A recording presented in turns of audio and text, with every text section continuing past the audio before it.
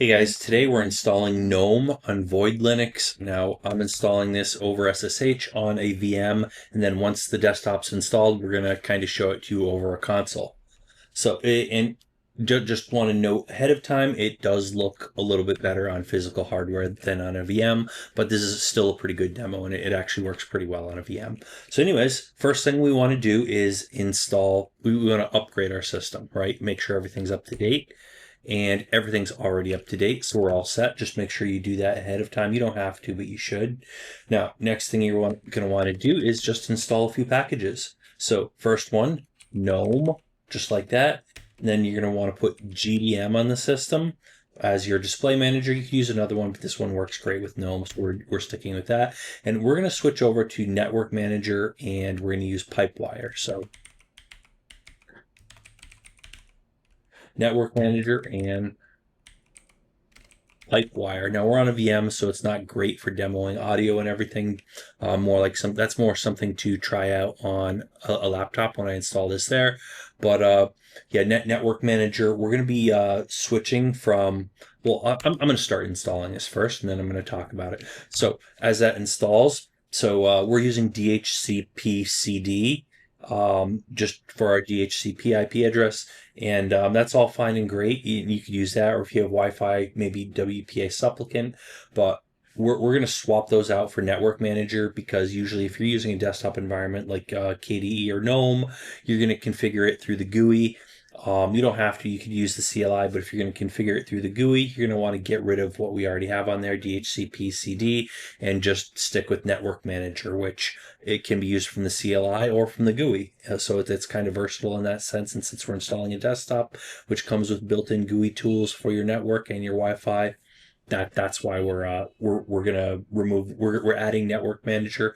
Once it is all the software is added, we're gonna show you how you enable Network Manager and disable those other network tools, and then we're gonna bounce the system and try it out. All right, now that we've got all that installed, we're gonna go ahead and we do need dbus enabled. So first thing we're gonna do, sudo ln-s etc sv dbus, and we're going to link this under var service to enable it. So everything under var service is enabled. So go ahead and link that. To type my password again.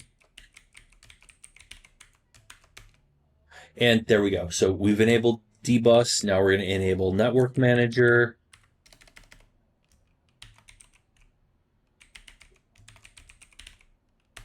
There you go, got Network Manager. Next, we're going to enable GDM. You need the GDM service.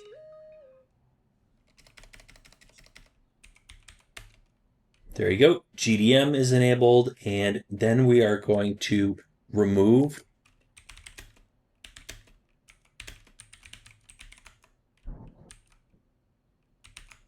DHCP CD. This daemon is giving us our DHCP address. Since we're using Network Manager instead, we're just going to remove this guy. So remove that, and you're going to want to remove, this is probably not here, WPA supplicant. All right, so anyways, remove those if they're there, and then you're going to go ahead and reboot the system. And we're going to cut away. As soon as I reboot, I'm going to get disconnected because I'm connected over SSH. So I'm going to reboot, disconnect, and then I'm going to cut away, and I'm going to come back on a console showing you the Gnome desktop.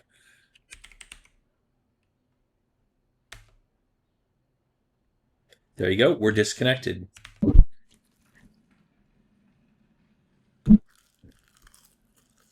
Oh no, something went wrong. Well, yeah, looks like Gnome is broken, and this is because we forgot to install Mesa. So let's go take a look and fix that. So here we are, logged back into the host after doing some troubleshooting. And yeah, let's log back in again, because it looks like after rebooting, I was kind of... There we go. So we're going to need,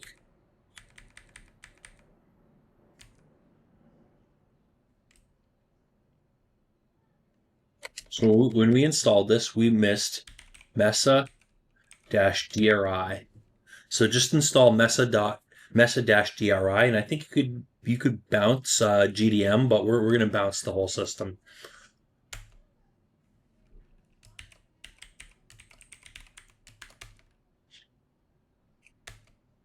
There we go. Install Mesa. And there we go. Mesa's installed, so let's reboot it. And hopefully this time it works. All right, so here we are. This is our GDM login screen. So you have our display manager working. That fixed the problem. I just forgot to install Mesa. So, or Mesa, if that's how you say it. Anyway, void user.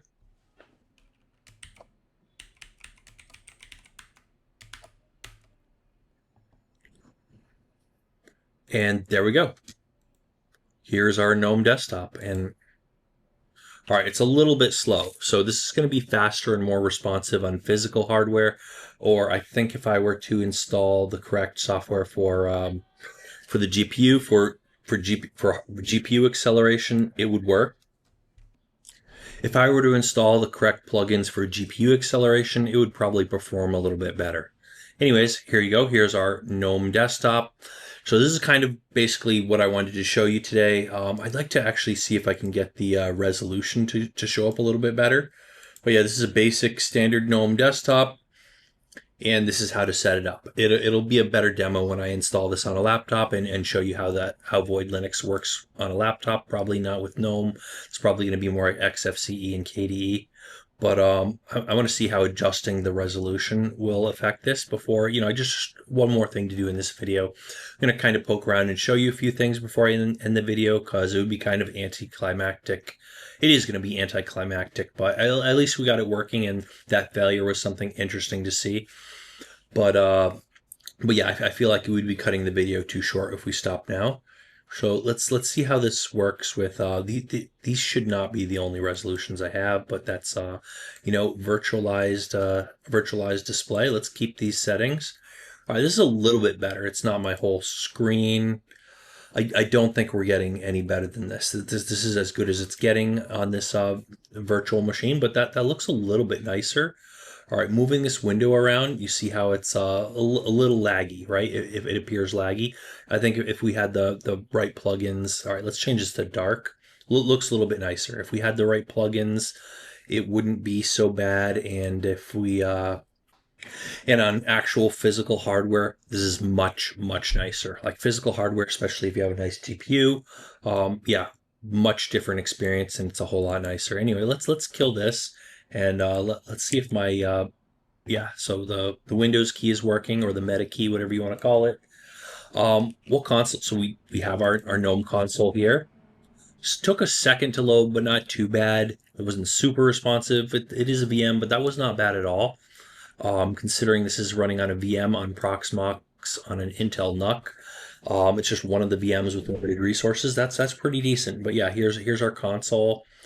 You can snap it to the sides like that, all that other normal Gnome behavior. Got all our Gnome apps and stuff here. It's not as snappy or responsive as it should be, but that, it is what it is. This is what you get. I want to actually grab another window and sort of move this around just to sort of give you a feel for it. This is not what we're trying to demonstrate in this video. See, that's not too bad. You could work on this, but yeah, it's not ideal. And there you go. So that's how you install Gnome on voidlinux. Hopefully you enjoyed watching this. We have a lot more other great content coming up. We're going to be showing you how to do a lot of things with voidlinux, and we're going to be demoing voidlinux on physical hardware and on more VMs and lots of other stuff. We do a ton of other great content you don't want to miss out on, so make sure you hit that subscribe button. But thanks for watching, and we'll see you guys on that next video.